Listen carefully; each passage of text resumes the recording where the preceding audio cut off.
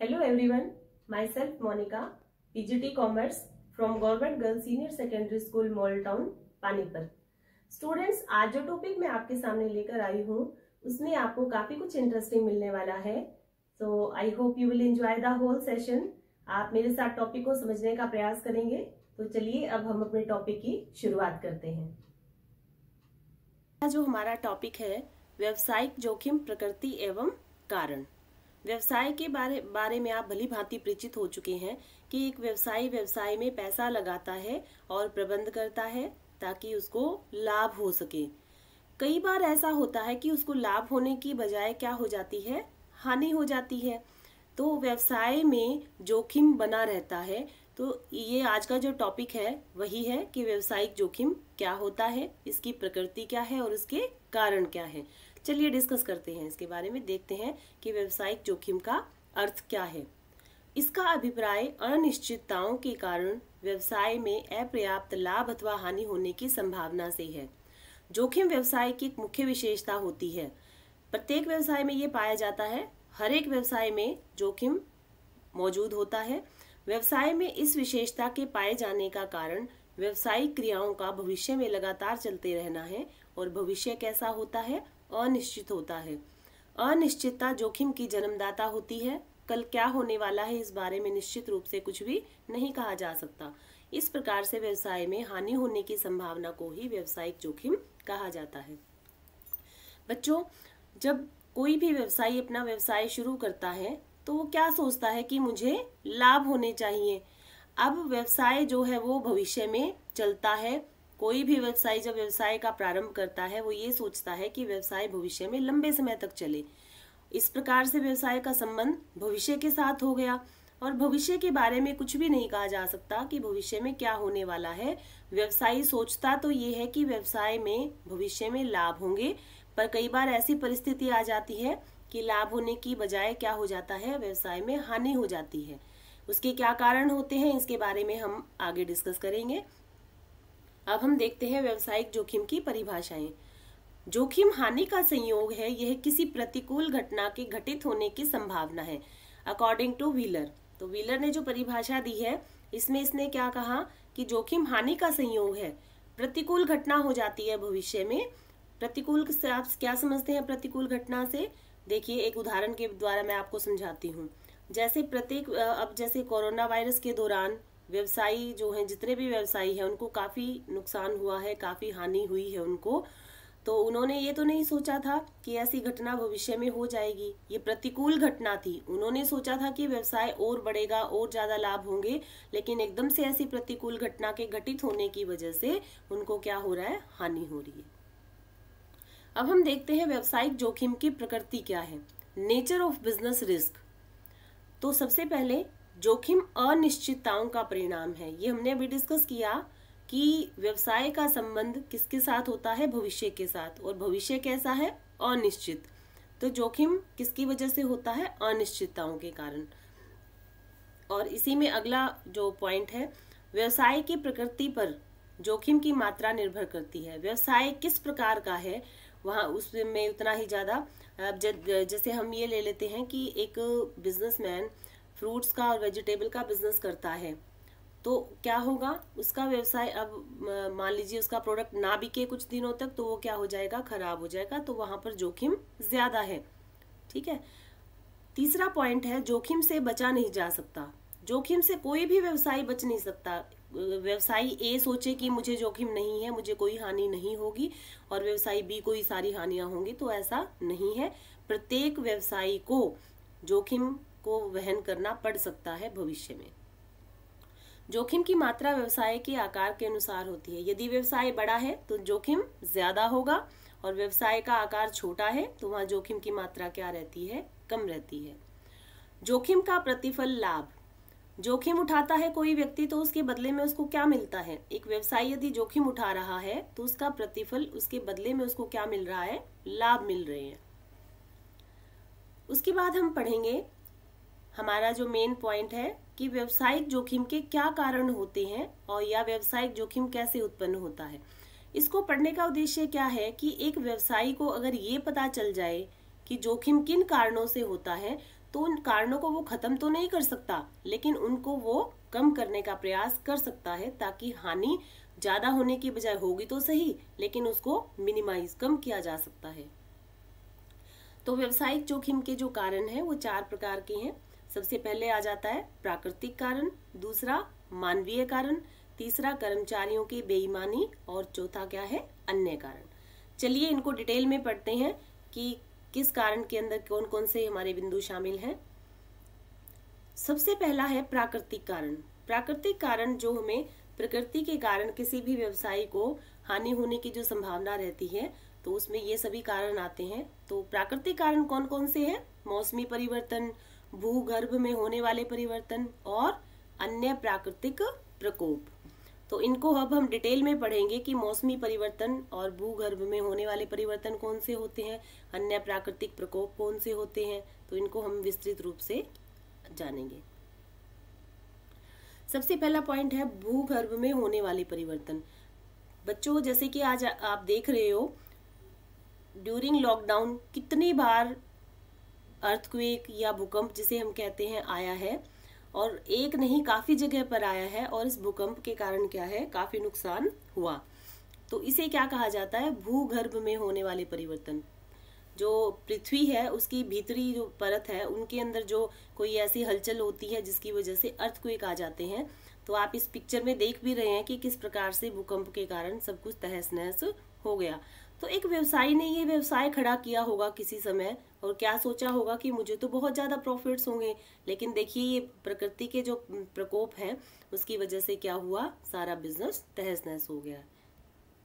अगला है अन्य प्राकृतिक प्रकोप। प्यारे बच्चों, जैसे कि अब आपने देखा कि ये जो टिड्डी दल आया था हमारे हरियाणा में भी, तो ये प्राकृतिक प्रकोप, और फसलों पर इसने अटैक किया।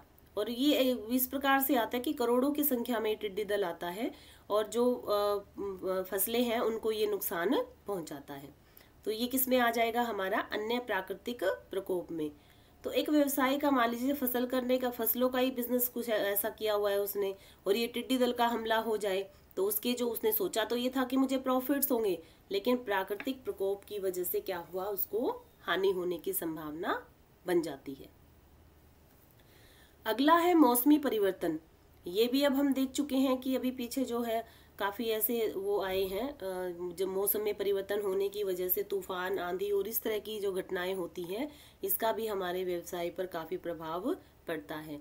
व्यवसाय क्या सोचता है कि मुझे लाभ हो, लेकिन ये मौसमी परिवर्तन, बाढ़ आ गई, सूखा आ गया, तो इनकी वजह से भी क्या होगा कि एक व्यवसाय में काफी हानि होने की संभावना बनी रहती है। तो ये हमारे क्या है, प्राकृतिक कारण। इसी में हमारा अन्य प्राकृतिक प्रकोप में आजकल जो चल रहा है, तो ये लेटेस्ट एग्जांपल है कि कोरोना वायरस की वजह से जो लॉकडाउन हुआ उसमें व्यवसायियों को बहुत हानि हुई है, और हो भी रही है। क्योंकि अब चाहे लॉकडाउन बेशक खुल गया है, लेकिन जो मार्केट में एक व्यवसायी बैठा हुआ है उसके पास सेल इतनी नहीं है, कस्टमर जिनको बहुत जरूरी चीजें खरीदनी है वही मार्केट में जा रहा है। तो ये प्राकृतिक प्रकोप का काफी प्रभाव पड़ा है व्यवसायी के ऊपर। और ये कैसा है, ये देखिए, कोविड-19 का कोई अंदाजा व्यवसायी को नहीं था, लेकिन एकदम से ऐसी घटना घटी तो इसका उसके व्यवसाय पर प्रभाव पड़ा और उसको हानि हुई। तो ये जोखिम कहलाता है। ये सारे हमारे प्राकृतिक कारण थे। इसी में आगे आ जाता है मानवीय कारण। मानवीय कारण में कौन कौन से, जो मनुष्य से संबंधित है। एक व्यवसाय में कौन कौन ऐसे व्यक्ति, मानव कौन कौन है, कर्मचारी जो काम कर रहे हैं व्यवसाय के अंदर, ग्राहक जो वस्तुएं खरीदते हैं व्यवसायी से, फिर उसके बाद जो हड़ताल और तालाबंदी कर देते हैं वर्कर्स, और असावधानी से काम करना। तो ये मानवीय कारण है जिनका संबंध किसके साथ होता है, मनुष्य के साथ। चाहे वो एक ऑर्गेनाइजेशन के अंदर ही काम करने वाले कर्मचारी हों, चाहे वे ग्राहक हों।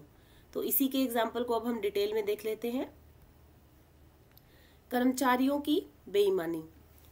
कई बार क्या होता है कि कर्मचारी ऑर्गेनाइजेशन या व्यवसाय के संपत्तियों में गबन करना शुरू कर देते हैं। ठीक है, जैसे कुछ चीजें छिपा लेते हैं, और क्योंकि जो मालिक होता है उसका सारा काम लगभग कौन करते हैं, कर्मचारी करते हैं। तो कर्मचारी जैसी स्थिति दिखाएंगे मालिक को तो वैसा मालिक ज्यादा इंटरेस्ट नहीं लेता। अगर बिजनेस में सब कुछ कर्मचारी संभालते हैं तो वहां पर संभावना रहती है कि कर्मचारी बेईमानी कर सकते हैं। संपत्तियां वो गबन कर सकते हैं, अपने पर्सनल यूज के लिए व्यवसाय की संपत्तियों का प्रयोग कर सकते हैं। तो इसको क्या कहा जाता है? कर्मचारियों की बेईमानी। और कर्मचारी यदि बेईमानी करेंगे तो एक व्यवसायी को लाभ होंगे कि हानि होगी? ऑब्वियसली उनको क्या होगा? हानि होगी। अगला है ग्राहकों की बेईमानी। इस पिक्चर में आप देख पा रहे हैं कि कस्टमर इतने सारे खड़े हुए हैं। जो सेलर है या जो बिजनेसमैन है वो कई बार क्या होता है कि कस्टमर चोरी भी कर लेते हैं, ग्राहक जो है वो बेईमानी कर लेते हैं। जो व्यवसायी है उसका ध्यान भटकाकर कई बार जो चीजें चुराने का काम कस्टमर करते हैं। तो ये क्या है? हमारा ग्राहकों की बेईमानी। यदि ग्राहक इस प्रकार से बेईमानी करते हैं, कई बार न्यूज में भी हम देखते हैं कि ग्राहक लेडीज, और वो दिखाते हैं कि लेडीज भी शामिल हो जाती है कई बार इस तरह से, और ज्वेलरी शॉप पे चीजें चुराते हुए एक बार न्यूज दिखाई गई थी।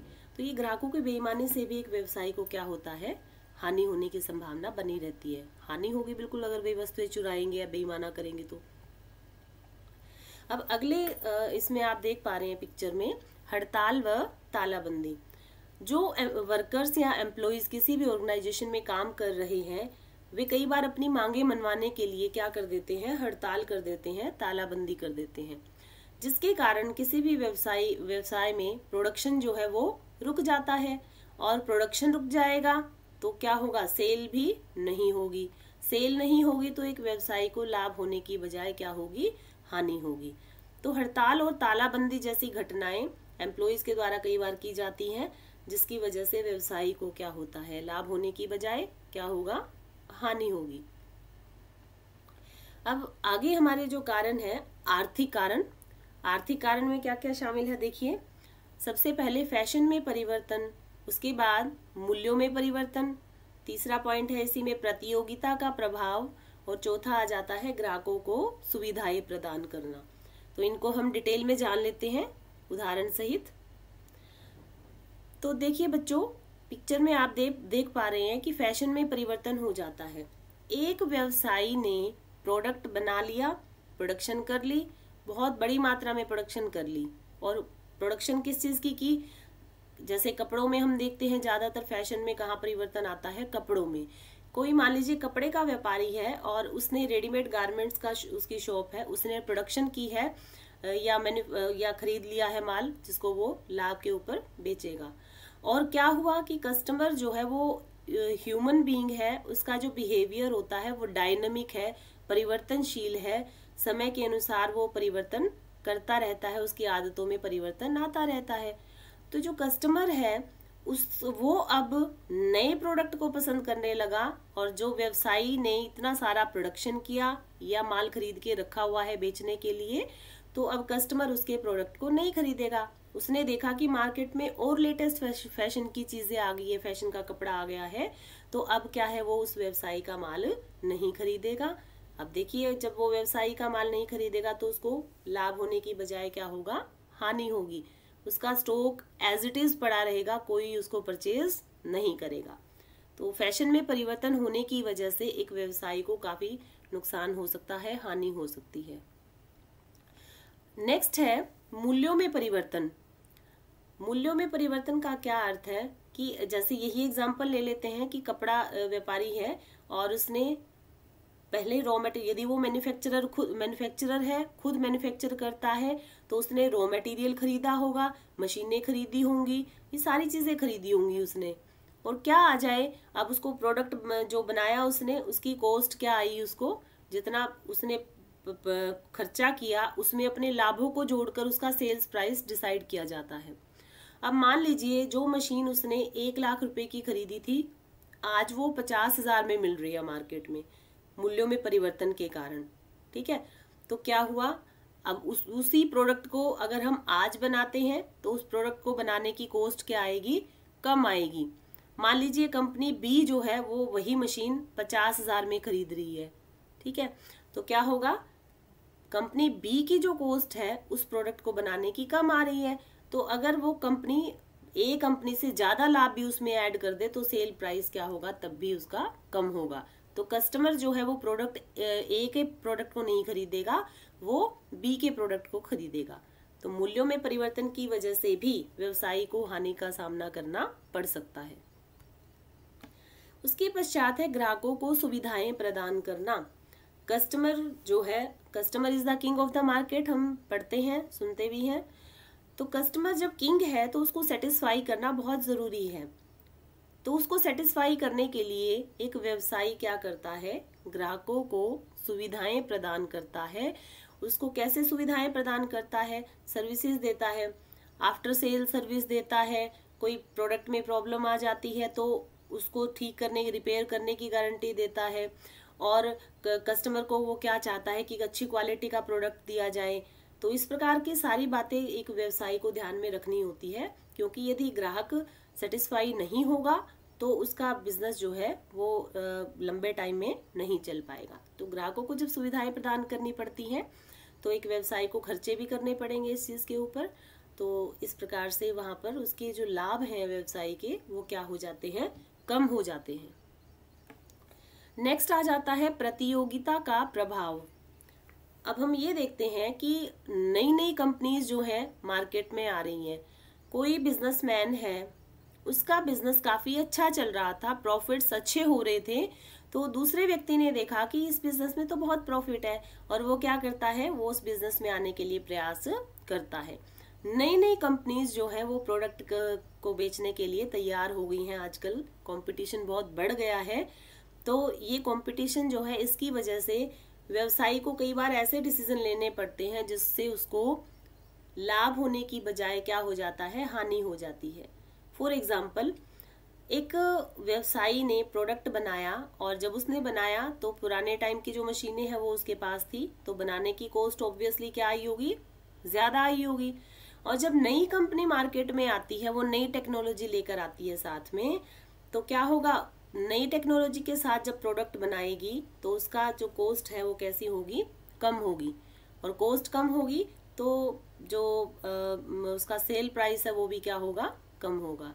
तो अब जो कस्टमर है वो दूसरी कंपनी का प्रोडक्ट खरीदेगा, ठीक है। या फिर क्या करना होगा, पहले वाले व्यवसायी को अपना सेल प्राइस क्या करना होगा, कम करना होगा। अगर वो प्राइस कम कर देता है तो संभावना है कि कस्टमर दूसरी कंपनी की ओर शिफ्ट ना करे। तो पहला व्यवसायी जब अपने प्राइस कम कर देता है तो कई बार ऐसा होता है कि उसको कॉस्ट प्राइस के ऊपर ही अपने प्रोडक्ट को बेचना पड़ सकता है, और कई बार तो कॉस्ट प्राइस से कम में भी बेचना पड़ सकता है। यदि वो ऐसा नहीं करेगा तो कस्टमर स्विच कर जाएंगे दूसरी कंपनी की तरफ, ठीक है। तो इसीलिए उसको क्या है, अगर वो प्राइस कॉस्ट से भी कम कर दे तो वहां तो उसको हानि हो ही रही है। तो इस प्रकार से प्रतियोगिता, कंपटीशन जो है वो काफी प्रभाव डालता है, जिससे एक व्यवसाय को हानि होने की संभावना बनी रहती है। तो ये आर्थिक कारण में आ जाता है। इसके पश्चात हम देखेंगे अन्य कारण। अन्य कारण में प्राकृतिक कारण, तकनीकी कारण, यांत्रिक कारण और प्रबंधकीय कारण। तो इनको डिटेल में जानते हैं कि अन्य कारण ये कौन कौन से हैं और किस प्रकार से होते हैं। तो ये देखिए, प्राकृतिक कारण में आप देखिए, इस अपनी पिक्चर में देख पा रहे हैं कि फ्रूट्स, वेजिटेबल्स सामने रखी हुई हैं बहुत सारी। आप ये देखें कि इनकी नेचर कैसी होती है, इनकी प्रकृति कैसी होती है। जल्दी खराब होने की, शीघ्र नाशवान या पेरिशेबल गुड्स इनको कहा जाता है। तो इनकी प्रकृति जल्दी खराब होने की है। यदि 1-2 दिन तक ये ना बिक पाए तो क्या होगा, ये खराब हो जाएंगी। और व्यवसायी जो है उसको कई बार इस प्रकार की हानि का सामना करना पड़ सकता है कि मान लीजिए ये प्रोडक्ट, पेरिशेबल गुड्स जो हैं, यदि वो बिक जाए साथ साथ तो ठीक है, यदि साथ साथ नहीं बिका तो वो खराब हो जाएगा, जिससे व्यवसायी को काफी हानि होगी, ठीक है। और कई बार कस्टमर मतलब इसको ना परचेज करे तो वो क्या करेगा, व्यवसायी कहेगा कि भी कम रेट पर आप ले लीजिए। तो अगर वो कम रेट पर देता है तब भी हानि है। यदि माल बिके ही ना तो 2 दिन बाद खराब हो जाएगा, उससे भी उसको क्या होती है, हानि होती है। तो ये प्रकृति, वस्तु की प्रकृति कैसी है, उसमें ये भी हमारा किस में आ जाता है, अन्य कारण में। अगला है तकनीकी कारण। तकनीकी कारण में प्यारे बच्चों आप देखते हैं कि पुरानी टेक्नोलॉजी चेंज होकर और नई टेक्नोलॉजी मार्केट में आती रहती है। चलिए हम आपसे रिलेटेड एक एग्जांपल ले लेते हैं। ओल्ड स्कूल और न्यू स्कूल की एक जो पिक्चर है आप इसमें देख पा रहे हैं अपनी स्क्रीन पर। तो ओल्ड स्कूल क्या था कि जब आप स्कूल में गए, टीचर ने बुक के साथ आपको ब्लैक बोर्ड और चौक की सहायता से पढ़ाया। लेकिन अब नया स्कूल कौन सा बन गया है? E learning. ई लर्निंग के माध्यम से, ऑनलाइन क्लासेस के माध्यम से आप पढ़ रहे हैं। तो ये क्या है? ये टेक्नोलॉजिकल चेंजेस हैं। और देखिए ऑनलाइन एजुकेशन आपके लिए कितनी एक वरदान के रूप में साबित हुई है। आप इमेजिन करें कि अगर हमारे पास ये टेक्नोलॉजी नहीं होती तो सभी बच्चे आज घर बैठे होते और वो एजुकेशन नहीं ले पाते। तो टेक्नोलॉजी की वजह से ये पॉसिबल हो पाया कि हम घर बैठकर भी एटलीस्ट हम अपना सिलेबस कवर कर पा रहे हैं। तो ये टेक्नोलॉजी है। अब दूसरी पिक्चर में आप देख रहे हैं कि पहले क्या है, टाइपराइटर यूज होते थे, टाइपिंग करने की मशीन होती थी जिससे हम टाइप करके और अपने डॉक्यूमेंट्स को निकालते थे। बट आज क्या है, लैपटॉप हमारे पास अवेलेबल है। लैपटॉप की सहायता से हम सारे काम कर सकते हैं। टाइपराइटिंग मशीन से कंप्यूटर हमारे सामने आया, कंप्यूटर से फिर लैपटॉप, लैपटॉप से अब मोबाइल में सब कुछ आ रहा है। तो मोबाइल में एक बिजनेसमैन अपने सारे रिकॉर्ड रख सकता है, सारे डॉक्यूमेंट्स को रख सकता है। ये टेक्नोलॉजिकल चेंजेस हैं। अब आप ये देखें, जिस बिजनेसमैन का काम टाइपराइटिंग मशीन का था उसका तो बिजनेस अब बंद हो जाएगा। पहले तो सभी लोग ही खरीदते थे क्योंकि टेक्नोलॉजी, लैपटॉप वगैरह ये सब कुछ नहीं था, तो टाइपराइटिंग मशीन से ही लगभग सारे काम होते थे। तो व्यवसायी ने टाइपराइटिंग मशीन का प्रोडक्शन करके रख लिया, लेकिन वो बिकेगा नहीं अब, क्योंकि टेक्नोलॉजी कौन सी आ गई है मार्केट में? लैपटॉप की। तो लैपटॉप के आने के कारण जो व्यवसायी है, ये टाइपराइटिंग मशीन बनाने वाला, इसको तो बहुत ज़्यादा नुकसान होने वाला है। तो ये है टेक्नोलॉजी। नई टेक्नोलॉजी मार्केट में जैसे ही आती है तो उससे क्या होता है, पुरानी टेक्नोलॉजी से जो व्यवसाय कर रहा है उसका व्यवसाय अब नहीं चल पाएगा और उसको हानि होगी ही होगी। नेक्स्ट है यांत्रिकीकरण। यांत्रिकीकरण में देखिए बच्चों, आप ये देख रहे हैं कि ये एक व्यक्ति मशीन बनाने का काम कर रहा है। अगर मशीन को बनाते हुए ही उसमें कोई ऐसा फॉल्ट रह जाए, कोई ऐसा दोष रह जाए, तो उसकी वजह से क्या होगा? मान लीजिए बिजनेसमैन ने मशीन खरीद ली, उसको नहीं पता भी कि उसके अंदर डिफॉल्ट है, कोई उसके अंदर ऐसा पुर्जा गलत लगा दिया गया है, तो उसको भी नहीं पता। जब वो उसका प्रयोग करेगा तब उसको पता चलेगा। अब आप ये देखें कि उसका कितना समय इस चीज में व्यर्थ होगा। कैसे? मशीन चलाई उसने और उसने ये देखा कि मशीन अच्छे से काम नहीं कर रही, तो ये किस में आ जाएगा? हमारा यांत्रिकीकरण में। मशीन अच्छे से काम नहीं करेगी तो उसको हानि होने की संभावना है। नेक्स्ट आ जाता है प्रबंधकीय कारण। बच्चों, आप मैनेजमेंट के कॉन्सेप्ट को आगे पढ़ेंगे अगली क्लासेस में। थोड़ा सा मैं आपको बता देती हूँ कि कोई भी बिजनेसमैन अपने व्यवसाय में क्या करता है, मैनेजमेंट करता है। या तो स्वयं करेगा या फिर मैनेजमेंट के लिए वो कुछ पर्सन्स को रख लेता है। जैसे पिक्चर में देख रहे हो ना आप, इतने सारे व्यक्ति हैं और मैनेजमेंट एक वर्ड आपके सामने दिया हुआ है। किसी भी व्यवसाय की सफलता उसके प्रबंध पर निर्भर करती है, उसकी मैनेजमेंट पर निर्भर करती है। यदि मैनेजमेंट अच्छी है तो एक व्यवसाय बहुत ग्रो करेगा, बहुत विकास करेगा, आने वाले समय में वो आगे बढ़ेगा। यदि एक व्यवसाय की मैनेजमेंट अच्छी नहीं है तो क्या होगा? वो व्यवसाय लाभ अर्जित नहीं कर पाएगा, हानियां होनी शुरू हो जाएगी। और क्या होगा? अब मान लीजिए प्रबंधक कुशल है किसी भी व्यवसाय में, प्रबंधक कुशल है तो व्यवसाय को सफलता की सीढ़ियों की ओर वो अग्रसर करेगा। यदि मैनेजर जो है या प्रबंधक जो है वो कुशल नहीं है तो व्यवसाय को हानियां होंगी ही होंगी।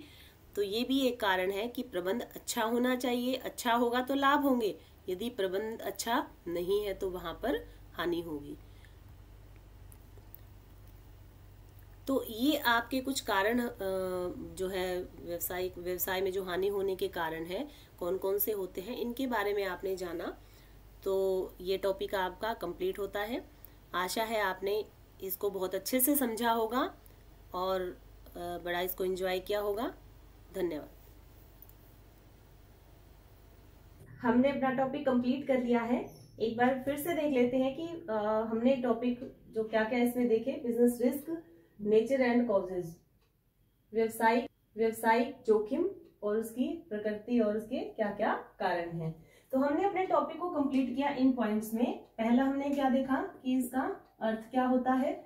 जोखिम जो है वो अनिश्चितताओं का परिणाम है, क्योंकि व्यवसाय को भविष्य में लंबे समय तक चलना होता है, तो भविष्य जो है वो कैसा होता है, अनिश्चित होता है। तो जोखिम अनिश्चितताओं का परिणाम है।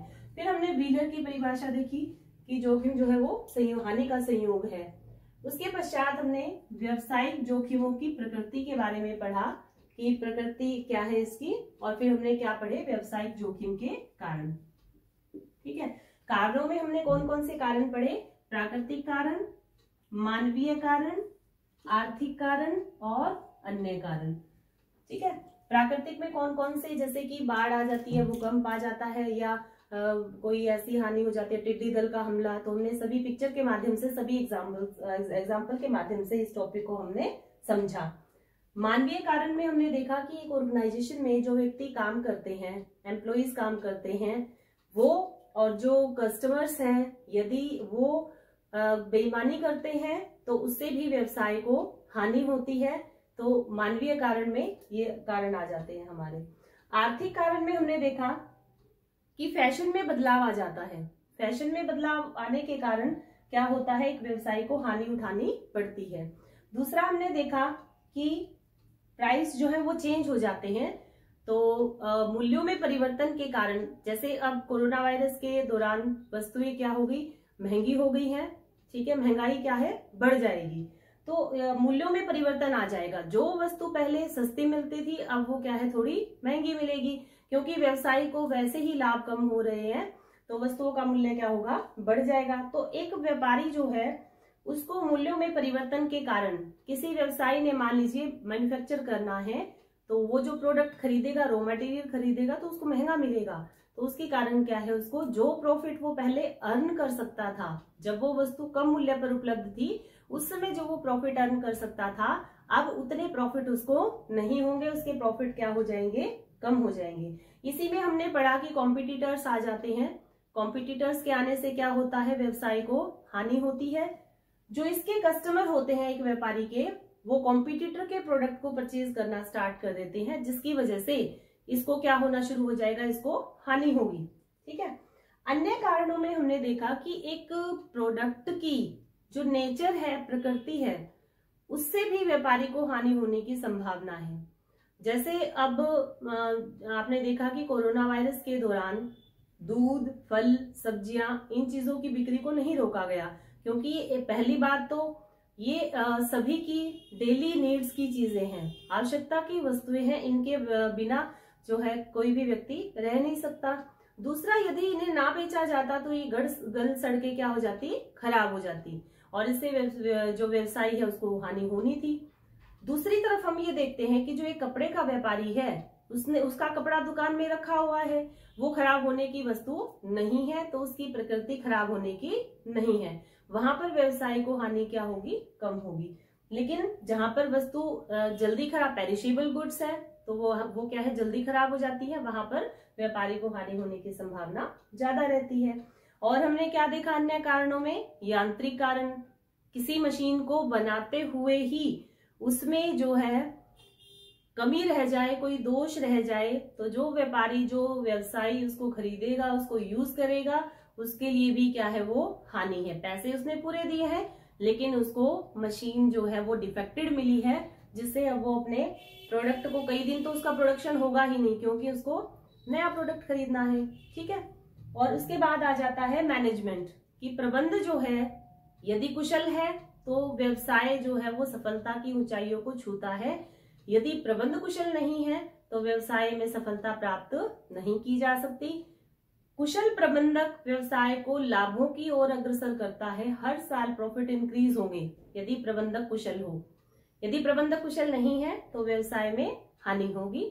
तो आज ये हमारा टॉपिक था। तो आपने होप सो आपने इस सारे पॉइंट्स को अच्छे से समझ लिया है। आप इसको एक बार पढ़ेंगे और ध्यान से इसको समझने का प्रयास भी करेंगे। धन्यवाद।